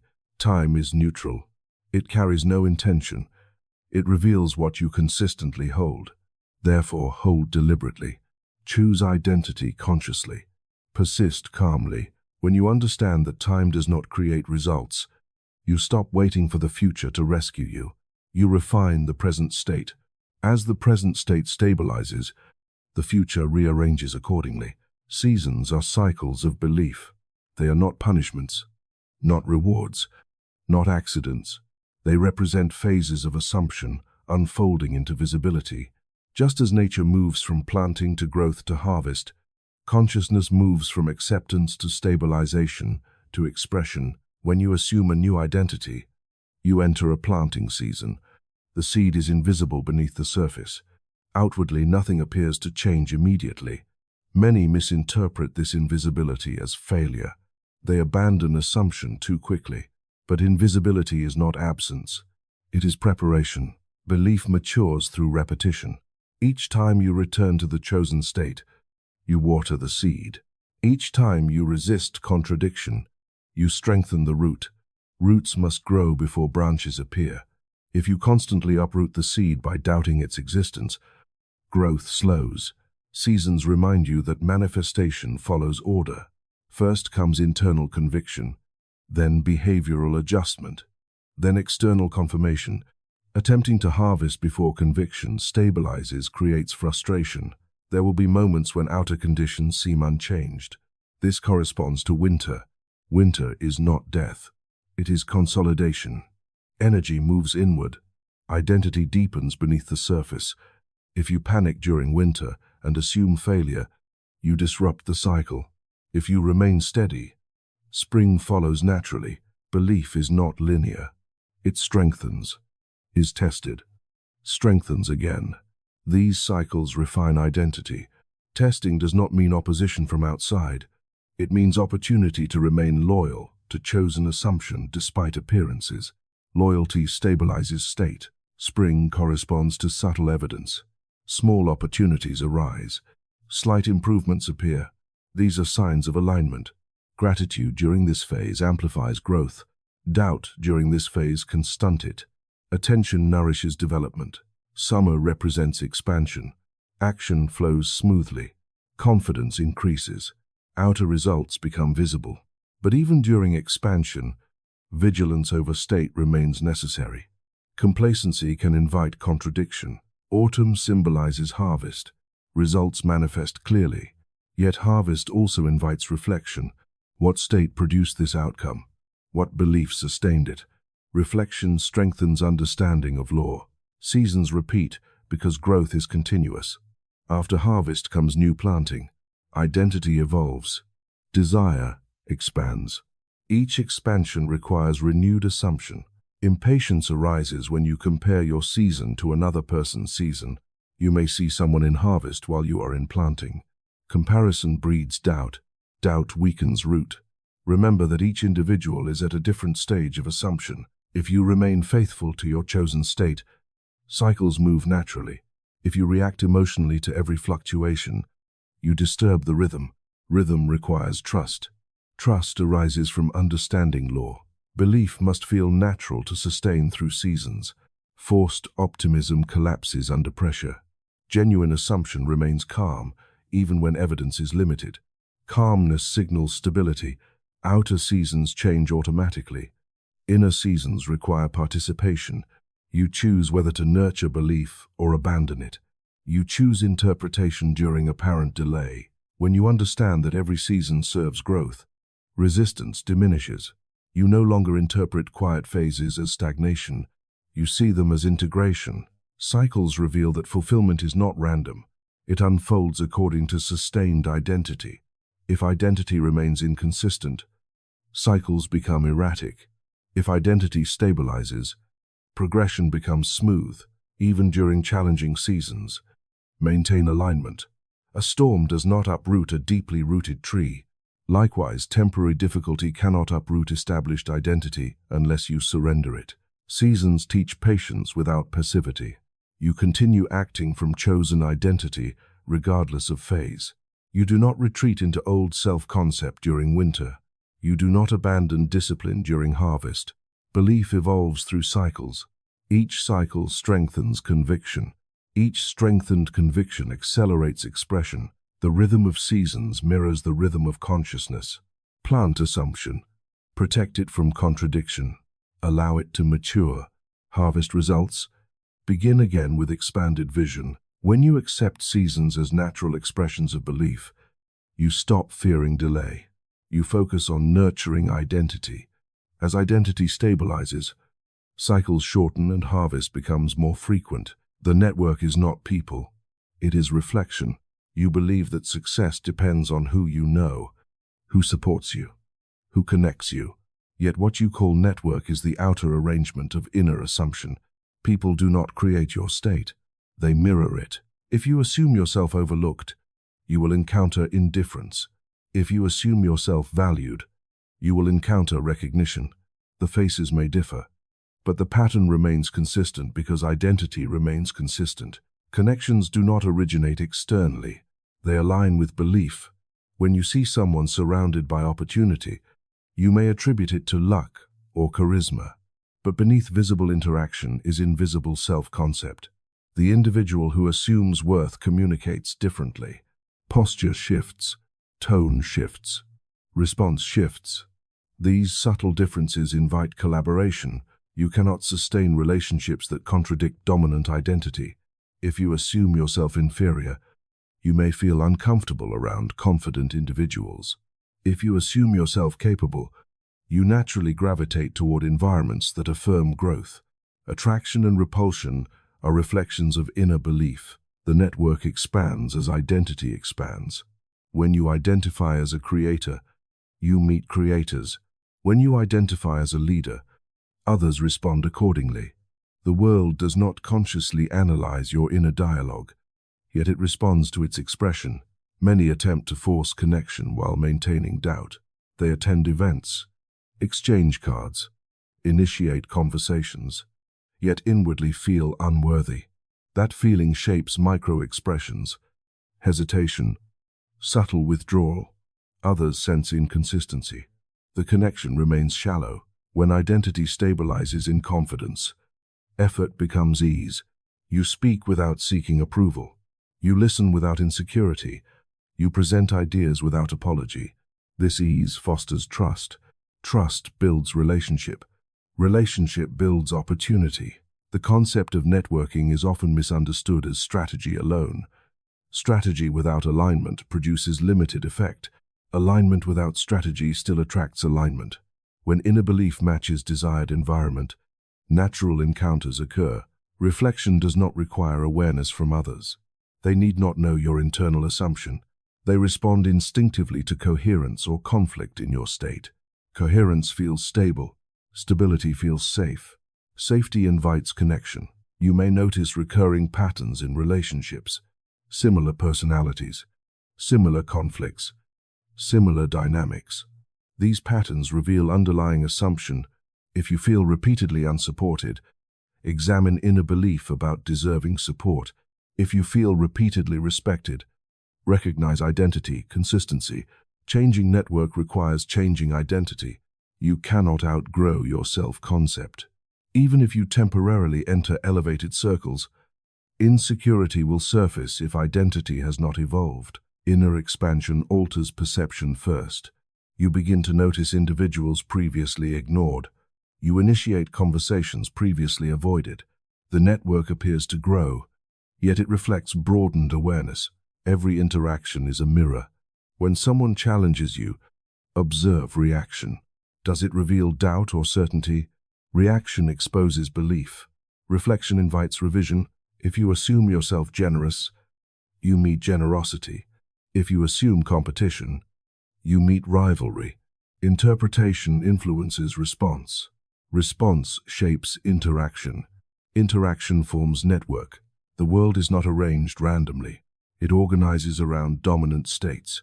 Like attracts like, not by mystical magnetism but by behavioral resonance.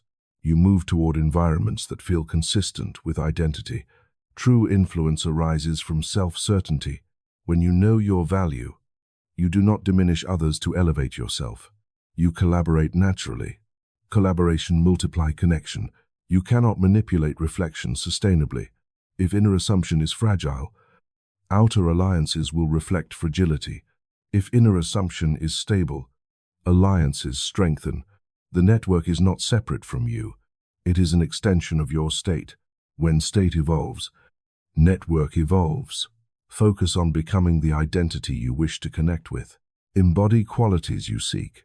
Value yourself as you wish to be valued. As this embodiment stabilizes, encounters align. Reflection is neutral. It does not judge. It simply mirrors. If you dislike recurring patterns, adjust assumption. The mirror cannot alter itself. It only reflects the image presented. When you understand that network is reflection, you stop blaming others for stagnation. You refine inner narrative. As narrative shifts, interactions shift. Opportunity is not withheld by people. It is filtered by perception, shaped by identity. Expand identity and perception widens. The network responds to who you are being. Become aligned with your desired level of influence. And reflection reorganizes. The outer system is an extension of the inner system. What you organize within, you witness without. What you neglect within, you experience without. Life does not construct itself randomly around you.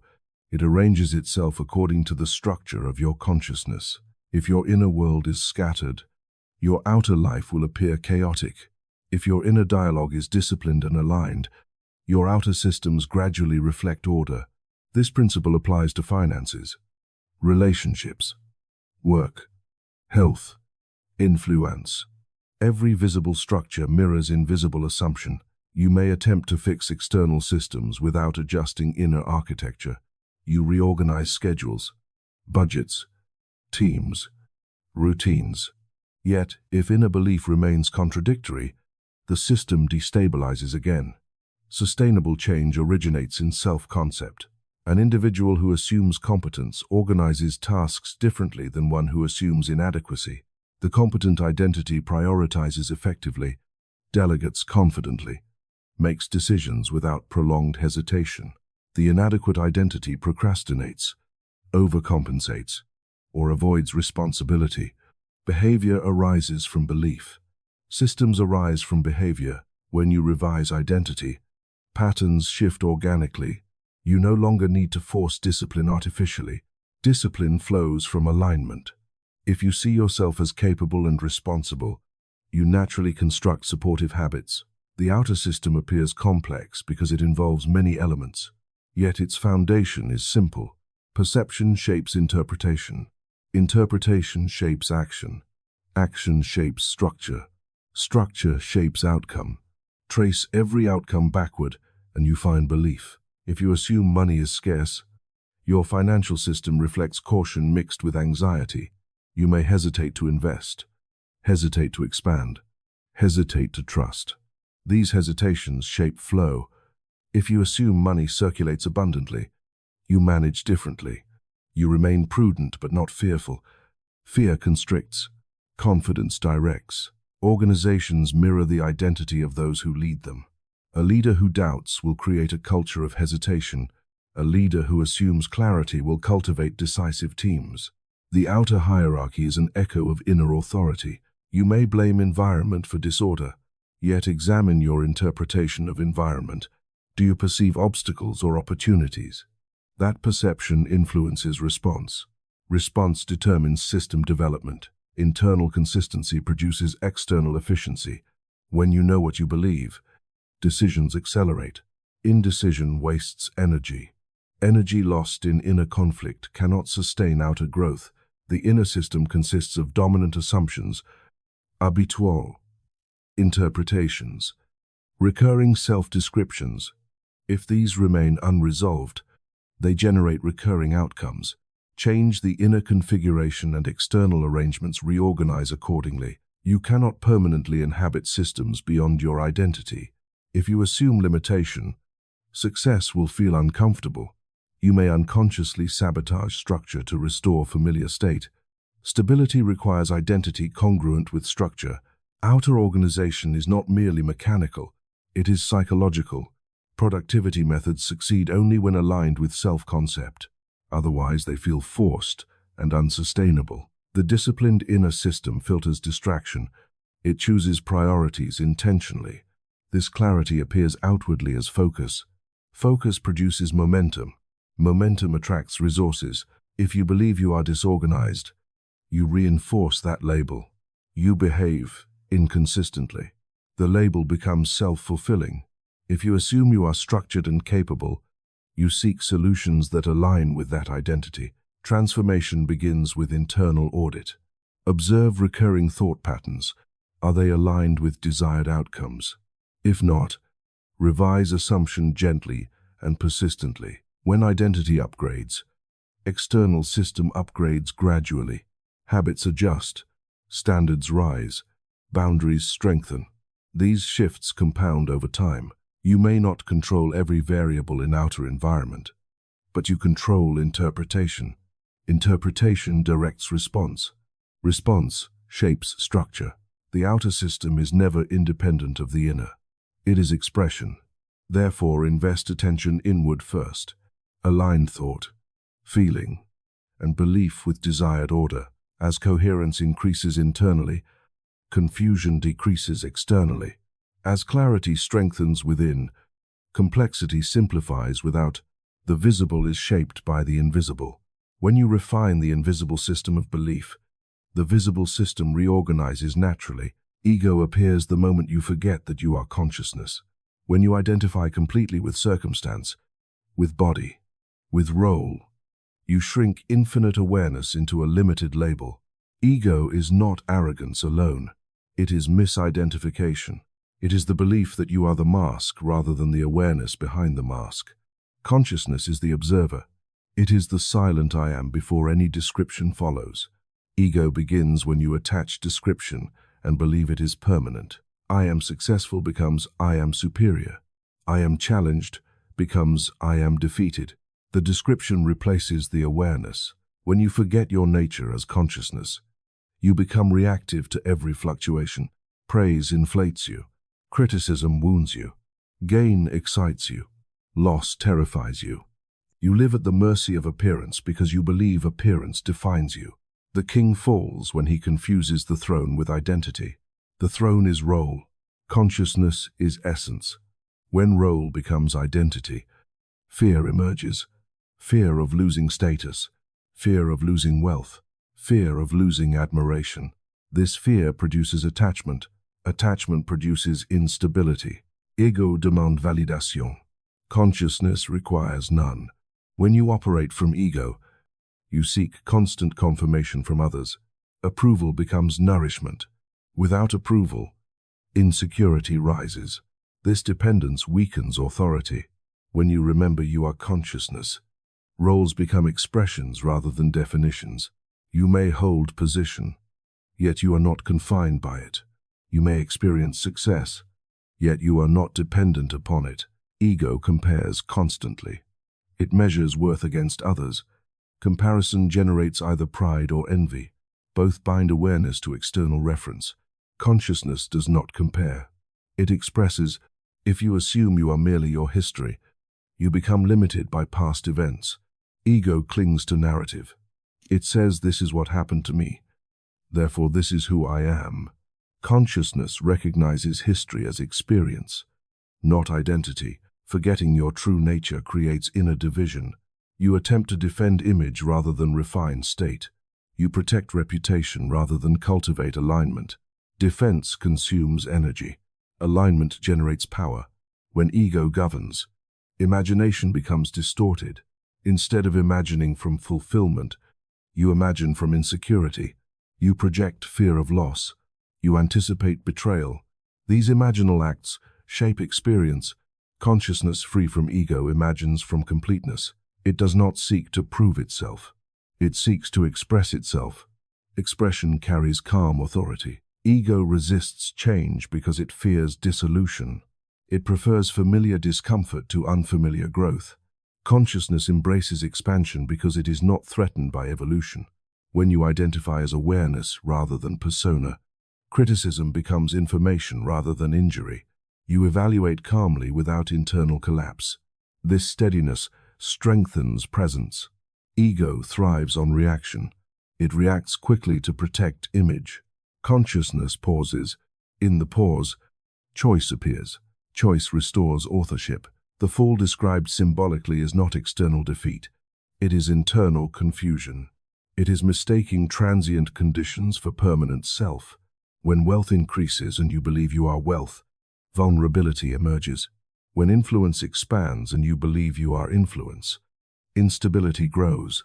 Remembering that you are consciousness dissolves fear of loss. You recognize that roles may shift, circumstances may fluctuate, yet awareness remains. From that recognition emerges resilience. Ego insists on being right. Consciousness seeks understanding. Ego defends position. Consciousness refines perception. The more tightly you cling to image, the more fragile you become. The more loosely you hold identity as awareness, the more stable you become. You may still function in society, pursue ambition, build systems, accumulate resources, but you do so from awareness rather than insecurity. Forgetting your nature narrows perception. Remembering expands it. In expanded perception, opportunities appear larger and threats smaller. Ego reacts to temporary shadows as if they were permanent realities. Consciousness sees fluctuation and remains centered. To dissolve ego is not to eliminate personality. It is to stop mistaking personality for self.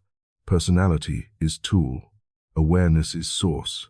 When you remember you are consciousness, imagination regains purity. You imagine from identity of wholeness rather than deficiency.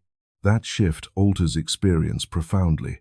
The greatest instability arises when identity is attached to outer condition. The greatest stability arises when identity rests in awareness itself. Forgetfulness produces ego. Remembrance restores sovereignty. Distraction is loss of awareness. It is not merely loss of focus, it is loss of identity.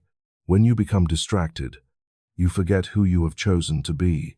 You drift from deliberate assumption into reactive thinking.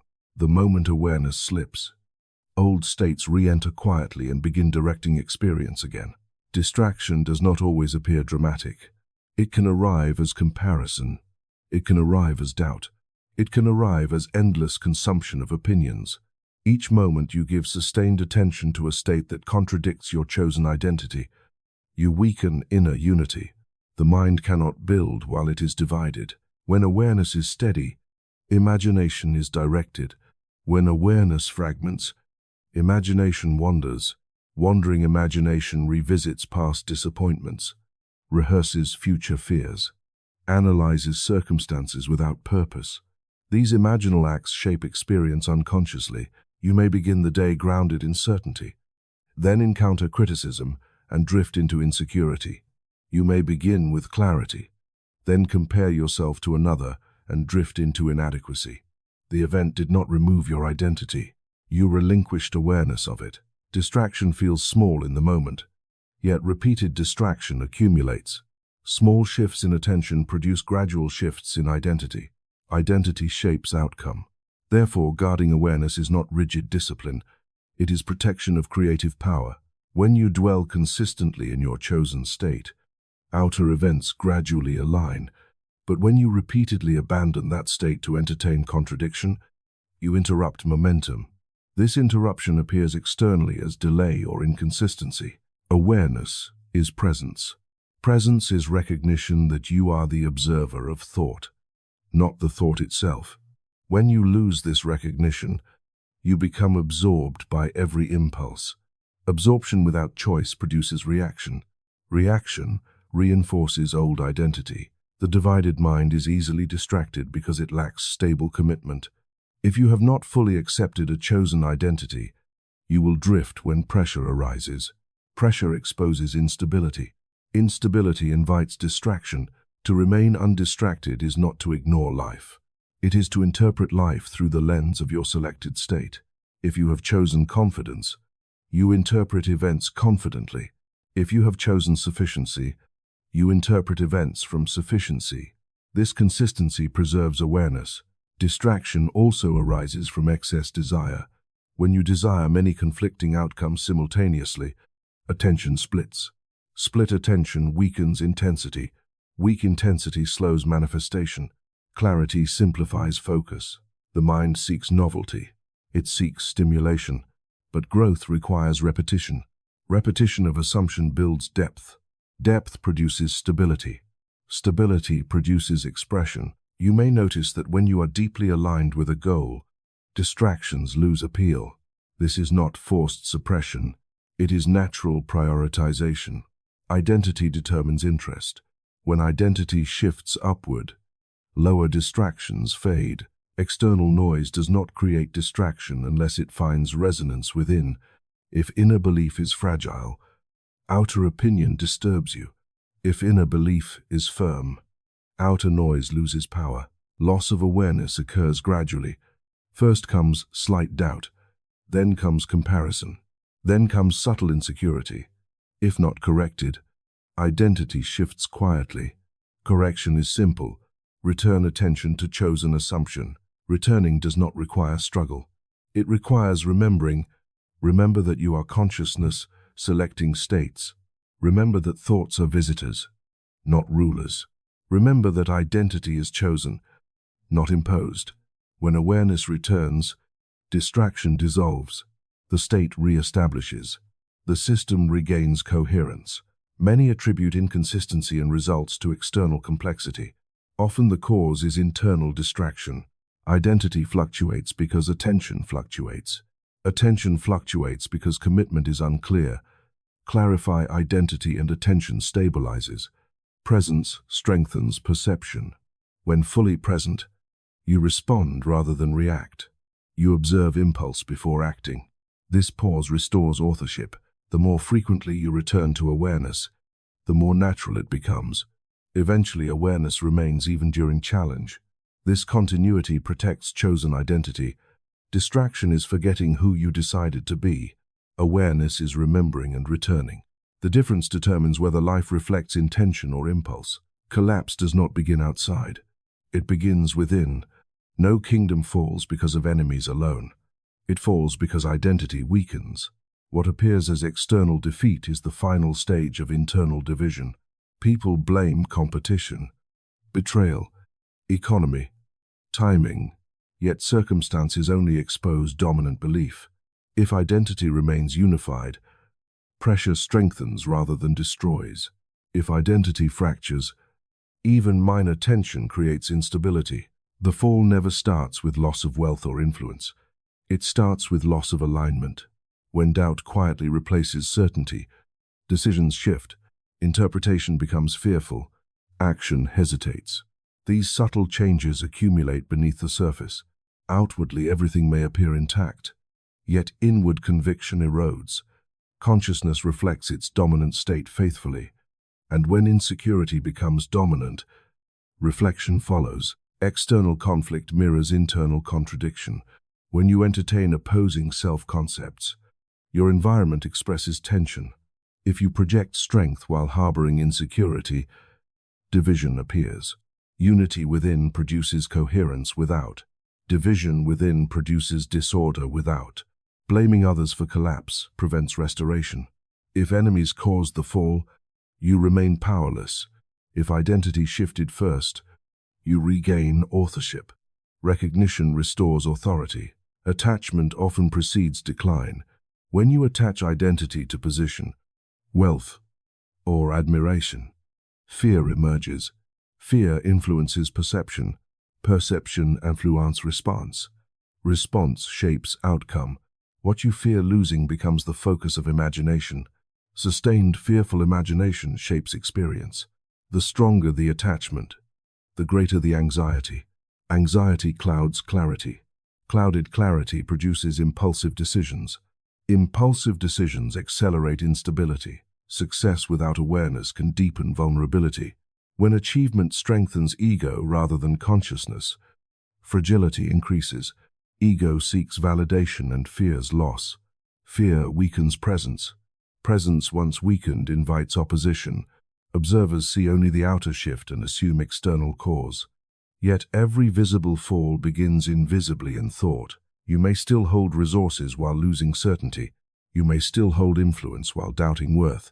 The erosion is internal before it becomes visible. Behavior changes subtly. Tone shifts. Trust declines. Relationships strain. Momentum slows. The pattern unfolds quietly until collapse appears sudden. Restoration follows the same principle in reverse, not by attacking circumstances, but by restoring inner unity.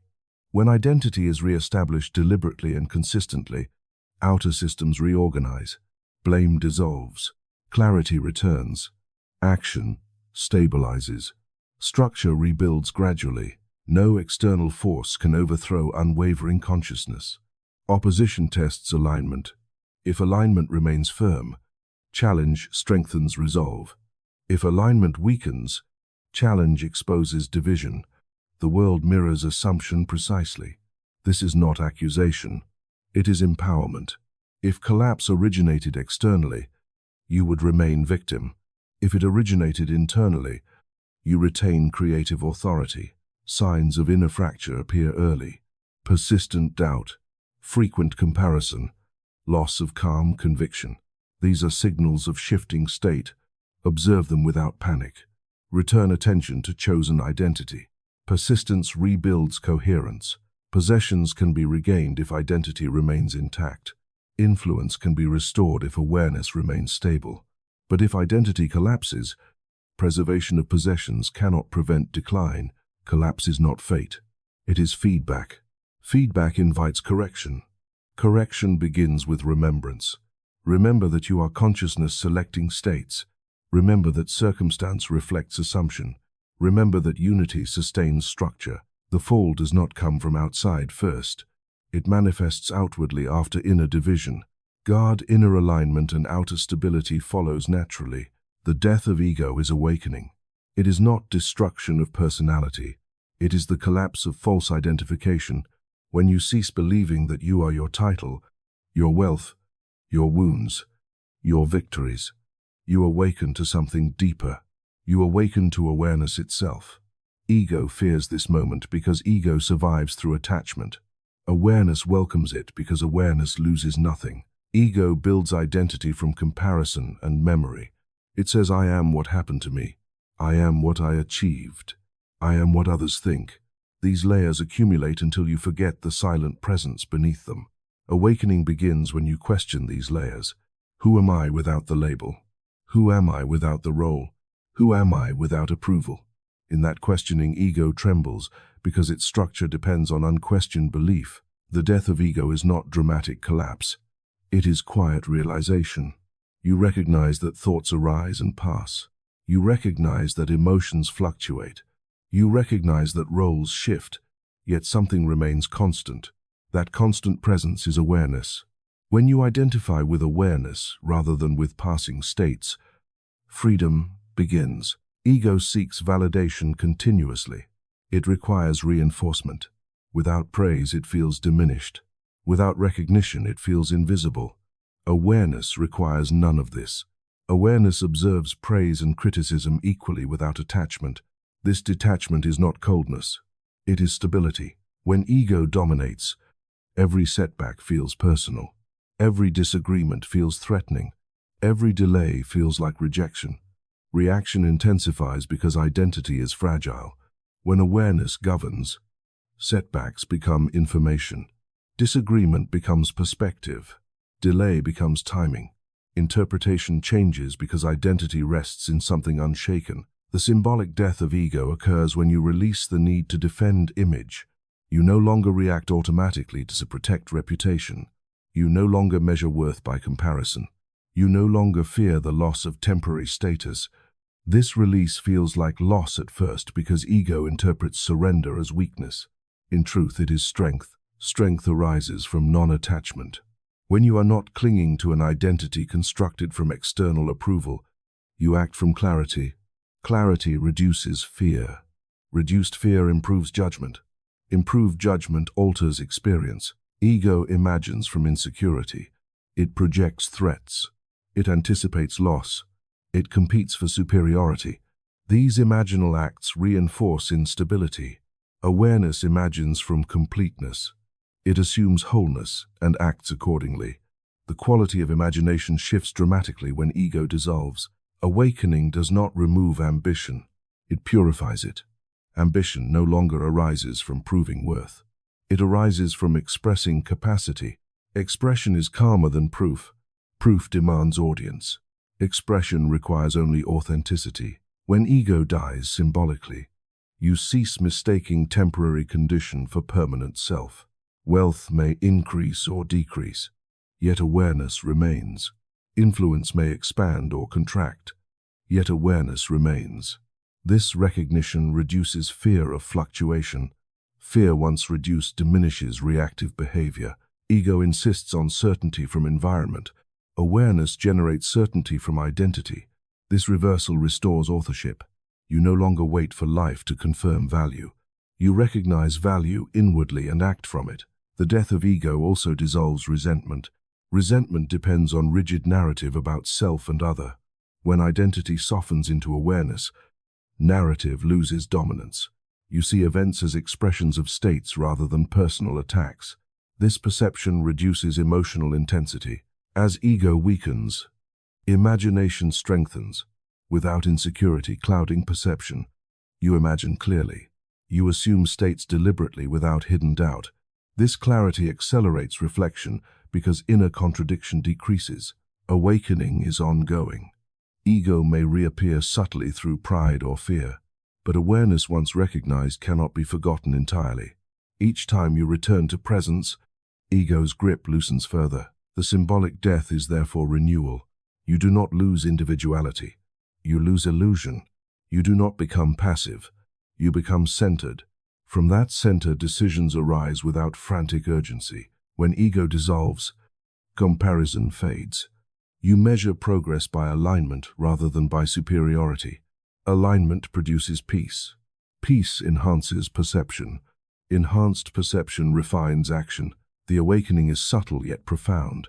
You discover that you were never the mask you defended. You were always the awareness observing it. From that awareness flows stability no external change can destroy. The death of ego is not an end. It is the beginning of sovereignty grounded in consciousness rather than image. The throne is the highest state of awareness. It is not a chair of gold. It is not elevation above others. It is the recognition of authorship. When you sit upon the throne inwardly, you accept that consciousness is cause and circumstance is effect. This acceptance changes everything. The throne is not granted. It is assumed. No one can place you upon it, and no one can remove you from it. The moment you recognize that you are the awareness selecting states, you ascend, not through dominance over others, but through mastery over identification. To sit on the throne means you no longer confuse appearance with truth. You see that every outer condition is reflection. You respond from chosen identity rather than react from impulse. This shift is subtle yet absolute. On the throne there is clarity. You understand that desire reveals possibility. You understand that assumption precedes manifestation. You understand that distraction weakens alignment and unity strengthens it. All prior lessons converge here as understanding rather than effort. The throne is not ambition fulfilled. It is awareness stabilized. Ambition may still exist, but it no longer arises from insecurity. It arises from expression. Expression flows naturally when identity rests in consciousness rather than in comparison. When you occupy this state, fear diminishes. Fear may appear as sensation, but it does not govern interpretation. You observe it and return to chosen identity.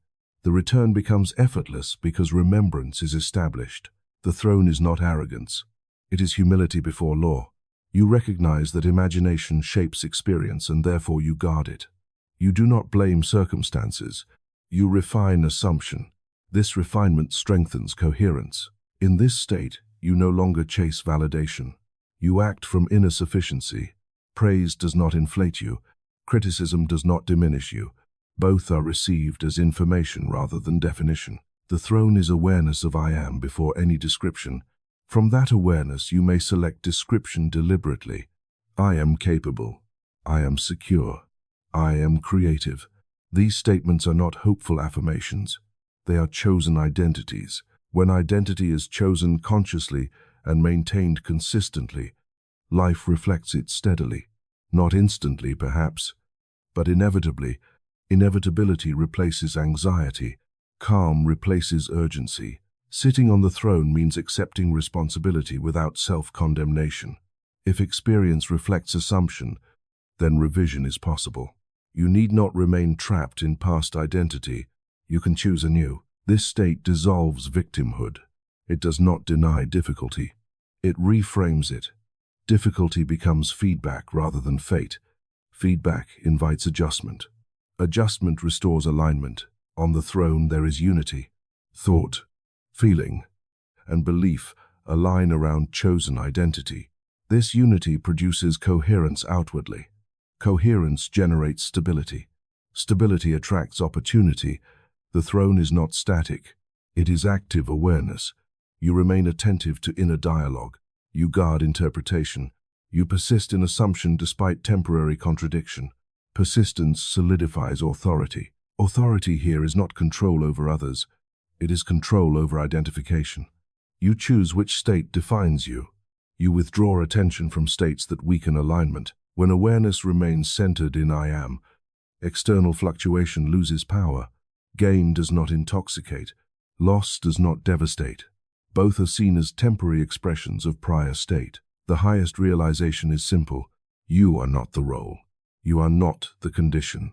You are consciousness assuming roles and conditions. This recognition liberates. From the throne you create deliberately. You imagine from fulfillment.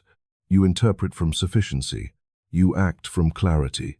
These actions compound into visible transformation. The throne is the culmination of remembrance. You remember that collapse begins within. You remember that seasons follow belief. You remember that desire fulfills when identity is complete. All principles unify in awareness. To occupy the throne is to live from inner sovereignty. No external event can dethrone awareness. Only forgetfulness can. Therefore, remain attentive. Remain aligned. When you sit upon the throne inwardly, the kingdom arranges outwardly, not because you command the world, but because the world reflects consciousness faithfully. The throne is the highest state because it restores you to authorship. From authorship flows order, clarity, and quiet power.